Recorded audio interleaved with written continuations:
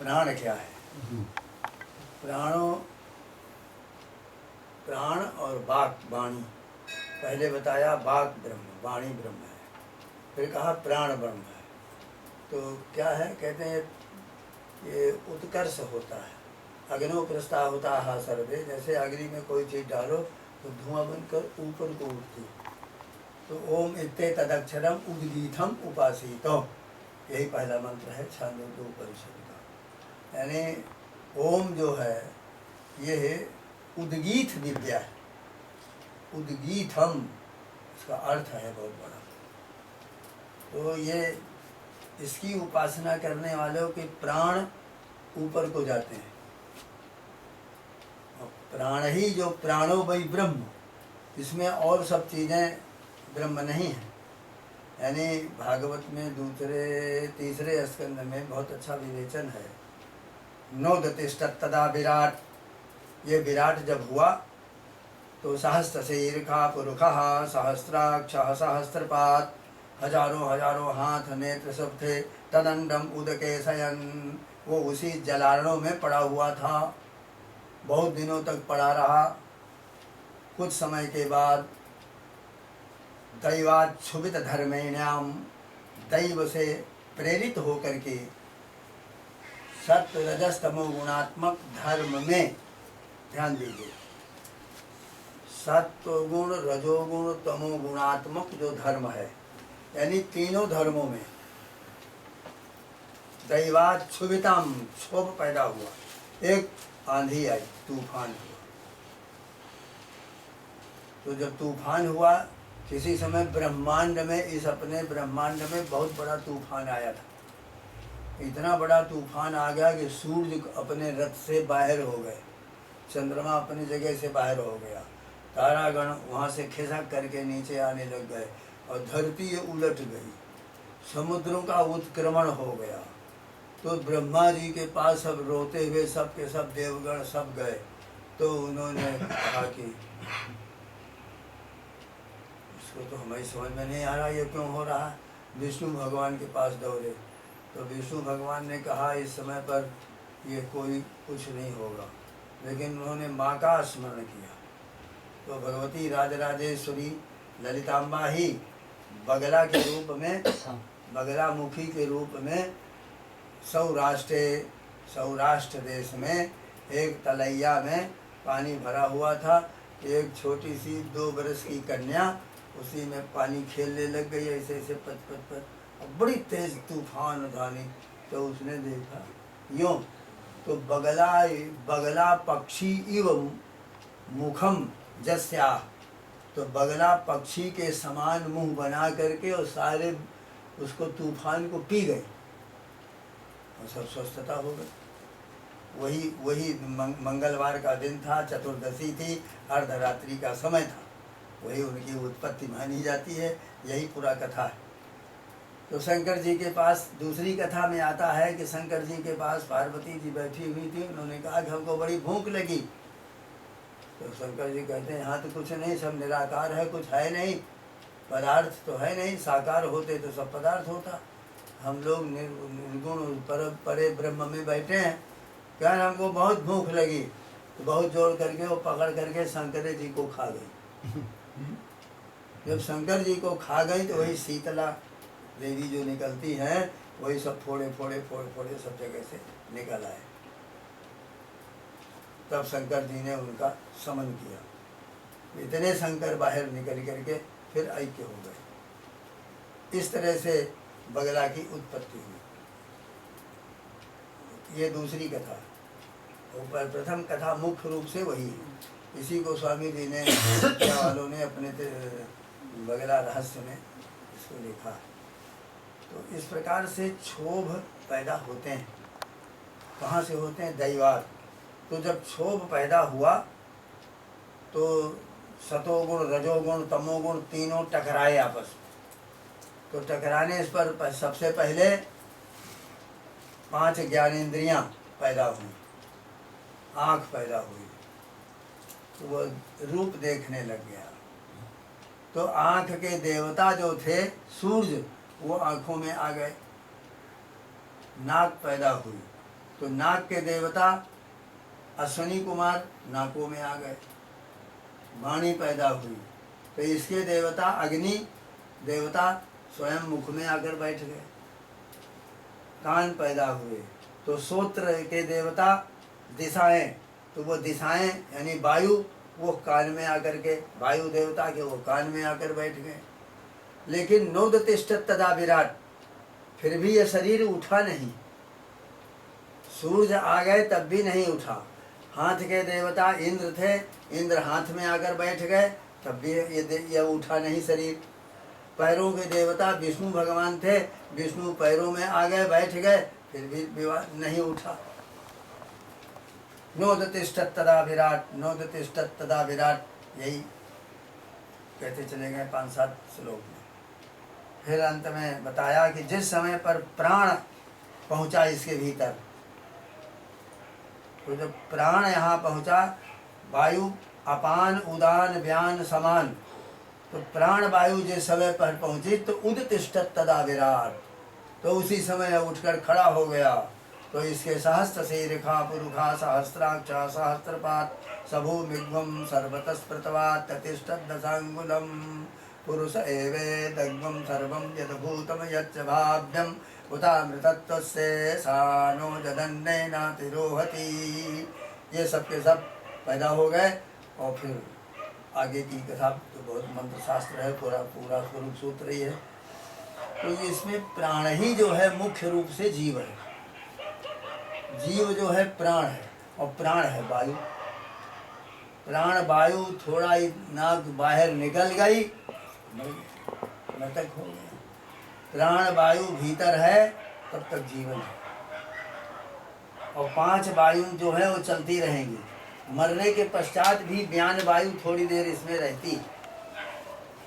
सांप को कुचल करके कर दीजिए, फिर वो लहर देता रहता, हिलता, वही व्यान वायु।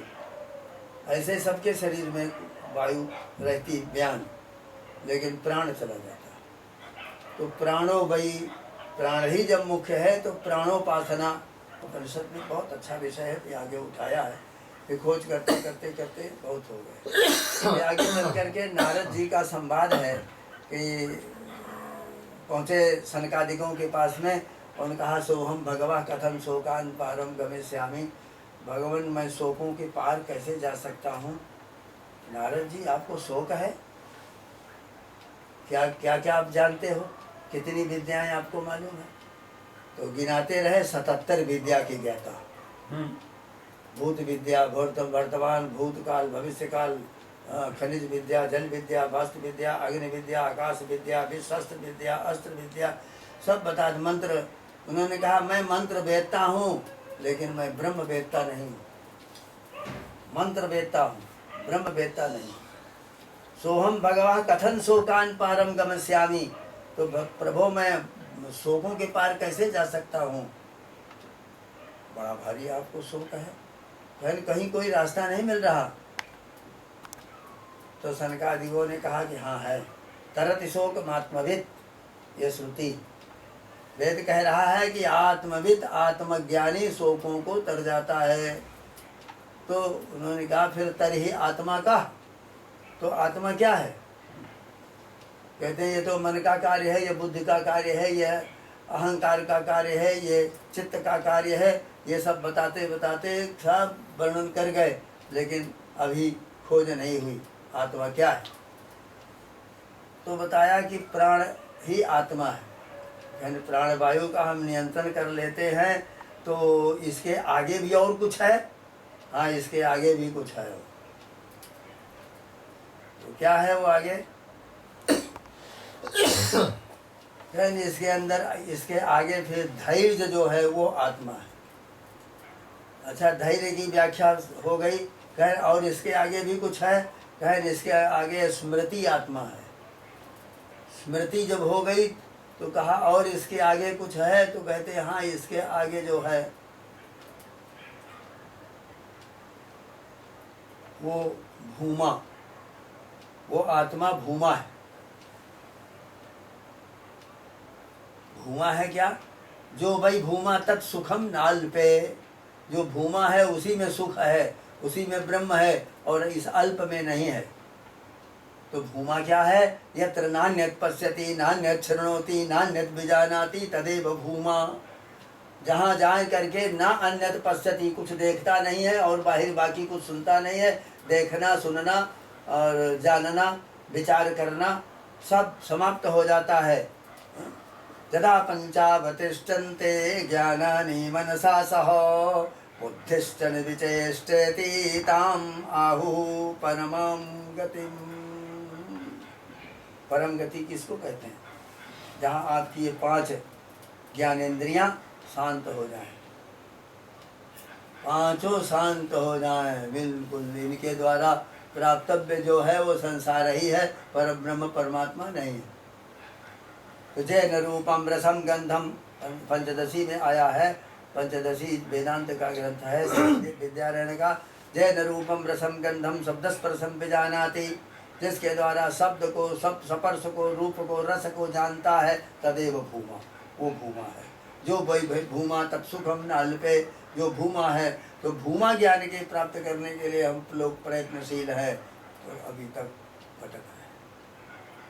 जन्मांतरों से किसी खोज में ही ये जन्म होता है और मृत्यु हो जाती है, लेकिन जन्म जो होता है वो किसी अनुसंधान में खोज में होता है। खोज करते करते यह जीव अभी तक चला आ रहा है, पता नहीं है कब से चला है। अनादिकाल से ये इसी प्रकार सूकर कुकर कीट पतिंग भृंग भृंगा ये सब जोनियों में गया और 100 वर्ष सब जोनियों में रहा। कितने समय तक रहा, लेकिन गंतव्य नहीं मिला। ये मानव शरीर मिला है, उस गंतव्य के पाने के लिए इसमें भी खोज रहा है।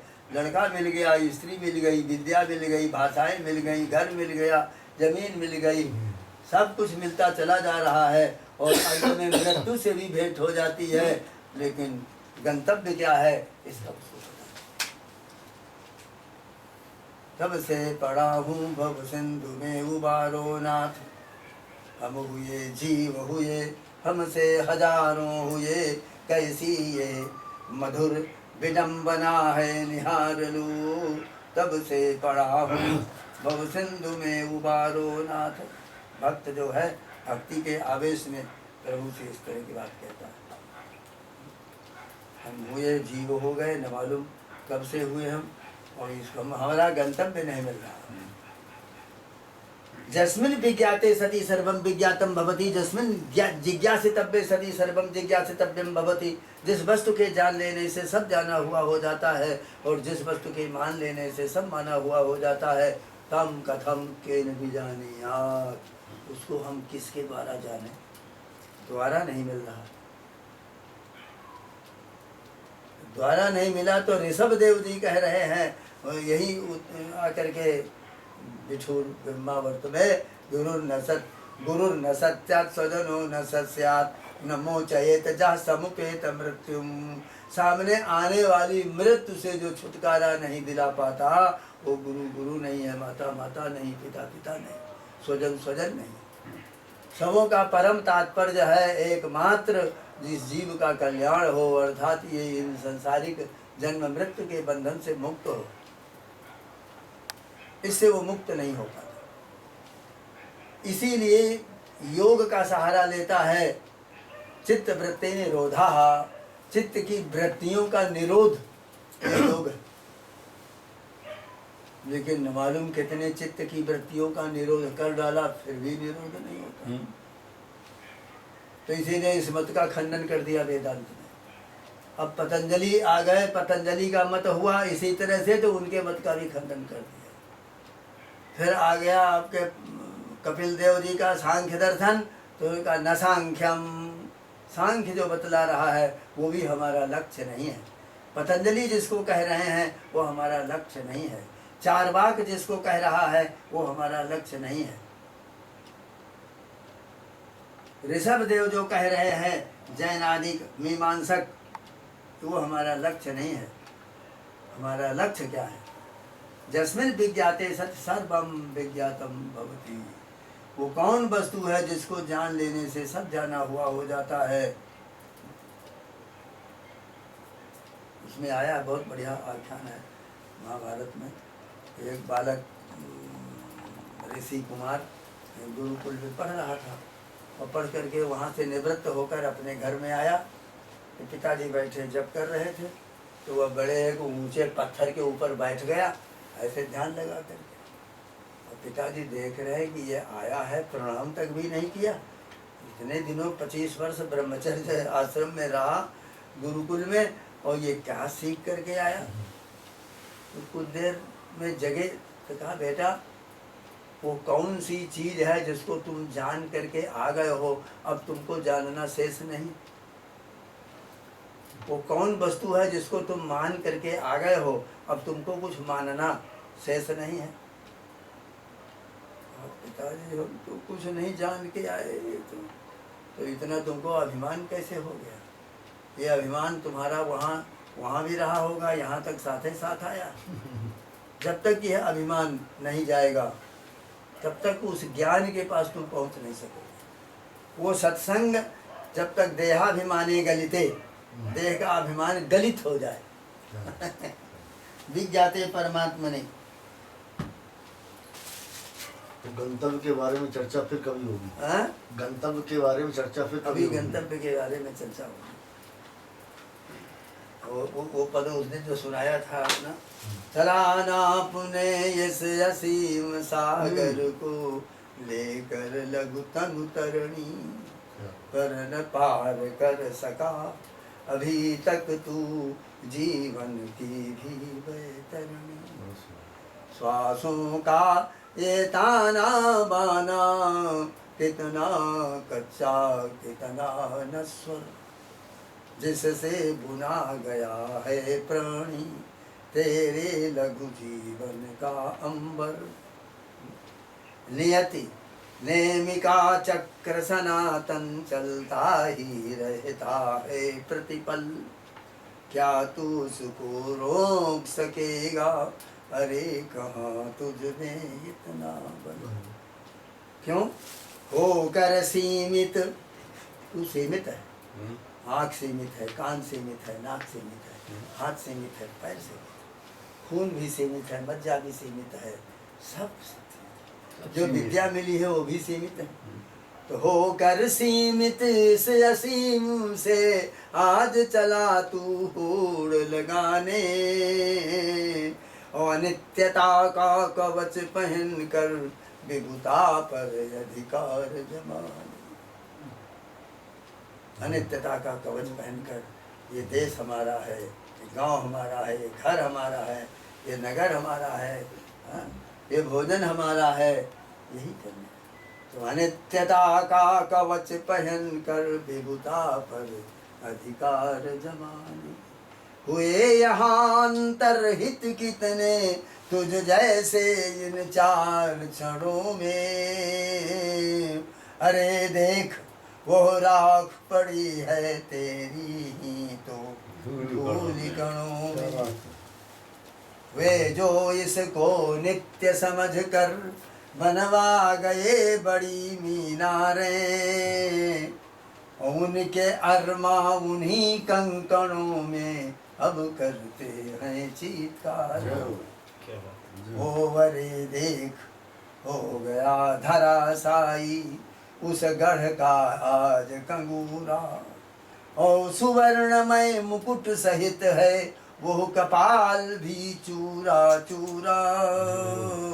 और बचा बचा कर ले चल नौका, लहरें उठती हैं तूफानी। अरे पता तो लगा कहाँ से आता इसमें बढ़ता पानी। यौवन के बसंत से विकसित जब तक रहा सुमन सा चोला, अरे अभागे कभी न तब तक राम नाम तू मुख से बोला। और आज 4 नर रख कंधे पर चले सत्यता सिखलाने को, श्वासहीन केवल मिट्टी से राम नाम के कहलाने को। अरे रूप पर मरने वाले क्यों न हो रहा अब मत वाला। अब वो जो मरा पड़ा है चिता के ऊपर उसे कह रहे हैं, अरे रूप पर मरने वाले क्यों न हो रहा अब मतवाला, क्या सुवर्ण सी है न सुंदरी देख चितानल की ये ज्वाला, लाल और नीलम से निर्मित अरे देखो धूम सिखाए, चाह रही तेरा आलिंगन रूप गर्भिता समचिताए, अरे काल के कवल, तू काल का कवल है। सामने दूसरा एक पद और है, सामने सागर प्रबल है, कालिमा निसके सहारे, आज जग के उस किनारे, आज मैं जा रहा हूँ उस किनारे, है जहाँ संचित युगों से, आज से नहीं, है जहाँ संचित युगों से विकल मन के भाव सारे, आज जग के उस किनारे, गूंजता है स्वर किसी का कोई क्यों मुझको पुकारे, और प्राण है उस पार जाना है मुझे भी उस किनारे, आज जग उस किनारे। ये है पूर्ण वैराग्य। पूर्ण वैराग्य। तो इसी तरह से जन्म जन्मांतरों से जुग जुगांतरों से हम उस गंतव्य की खोज में चले आ रहे हैं, अनेक योनियों में आए भटकते फिर रहे हैं, लेकिन हमें वो गंतव्य प्राप्त नहीं। यही बात यहाँ चल रही है कि वे श्रुतियाँ जो हमको सबको कर्मकांड में प्रवृत्त कर रही हैं, वो अनंत काल से चली आ रही हैं, लेकिन उन्होंने भगवान का दर्शन और आलिंगन नहीं पाया, तो वो मूर्त रूप यहाँ गोपांगना बन करके प्रकट हो गई। अक्षणवतां फलमिदं दैत्यति बलो रावो लक्ष्मणश्च महाबलः, राजा जयति सुग्रीवो राघवेणाभिपालितः, दासोऽहं कौसलेन्द्रस्य रामस्याक्लिष्टकर्मणा, हनुमान् शत्रुसैन्यानां निहन्ता मारुतात्मजः, न रावणसहस्रं मे युद्धे प्रतिफलं भवेत्, शिलाभिश्च प्रहर्ता पादपैश्च सहस्रशः, अर्दयित्वा इमां लङ्काम् अभिवाद्य च मैथिलीं, समृद्धार्थो गमिष्यामि निखतां सर्वरक्षसां, नमः परमहंसास्वादित चरणकमलचिन्मकरन्दाय, भक्तजनमानस निवासाय, श्रीरामचन्द्राय।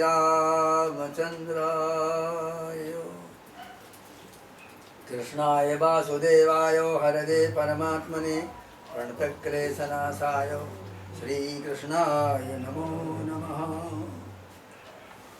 भगवान् पिता रात्रिः शरदोतुफुल्लमल्लिका, वीक्षरन्तुं मनश्चक्रे योगमायाम् उपाश्रितः। ये श्लोक चल रहा है। भगवान ने उन अनंत रात्रियों को सामने खड़ा देखकर, और बहुत प्रफुल्लित रात्रियां थीं जिनमें वृंदावन भी थी, इनमें भी नव्य अंकुर उत्पन्न हो रहे थे। बसंत आदि 6 ऋतुएं उस समय वहाँ इकट्ठा आ गई थी। क्यों? बसंत आ गया, शरद ऋतु आ गई, और शरान बाणान ददाती थी शरदः बसंता, और उसी का शरद का अर्थ है क्या? सर माने बाण, काम बाण, उसको देने वाला कौन होता है? बसंत। तो शरद से मतलब शरद तो थी ही, शरद का अर्थ है बसंत, तो बसंत भी आ गया। ये सब ऋतुएं जिस उस रात्रि में उपस्थित हो गईं। आगे श्लोक बड़ा बढ़िया है, आएगा तो आनंद इसमें मिलेगा। दृष्ट्वा कुमुदमन्त मखंड मंडलम रमाभिनाभं नवकुंकुमारुणं, वनञ्च तत् कोमल गोभिरंजितं जगौ कलम वाम दृशाम मनोहरम। ये बंसी में उन्होंने कल माने होता है शब्द, और कल के मतलब होता है क्लीम,